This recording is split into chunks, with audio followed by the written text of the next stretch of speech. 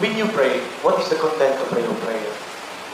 Do you pray like this tax collector, or do you pray like this Pharisee? When he prays, he compares himself to other people. Lord, I thank you because I'm not like the other people who are like this. My dear friends, in our Catholic teaching, we are taught that in our prayer there should be at least 3 types. The first one is faith, the adoration. Second one is the contrition, the thanksgiving and the supplication. This is actually very basic. But prayer must be coming from the heart, no? Masinsinan. Ipagdasal natin kung ano yung nararamdaman natin sa sarili natin sa harapan ng Diyos. The humility in prayer.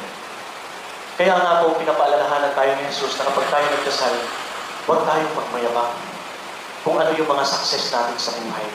Huwag natin ipagmalaki kung ano yung mga tagumpay natin sa buhay. Sapagkat yung mga natatanggap natin, yung mga biyaya natin, ito ay biyaya ng Diyos sa atin. Ito ay, kumbaga, bunga ng mang-awa ng Diyos para sa atin. In our introduction of today, prayer should be free from boasting and pretension. Before God, we should learn to strike our breast through my fault, and recognize that we, like other people, are in need of His mercy and compassion. Aside from the universal holiness, we also call to be humble through admitting our mistakes, through rejoicing, especially in the success of others. And lastly, he always expresses his gratitude to God. God dwells in hearts emptied of selfishness and pride.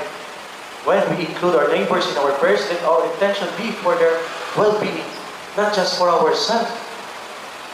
Kung meron man tayong natatanggap sa mga sarili natin, marapat lang ipagpasalamat natin sa Diyos. Pero anong kadalasan nangyayari? Minsan, inuuna natin yung sarili natin. Sinasabi natin na, hindi mangyayari yan kung wala ako. Is that the way how we behave towards our neighbors, towards other people?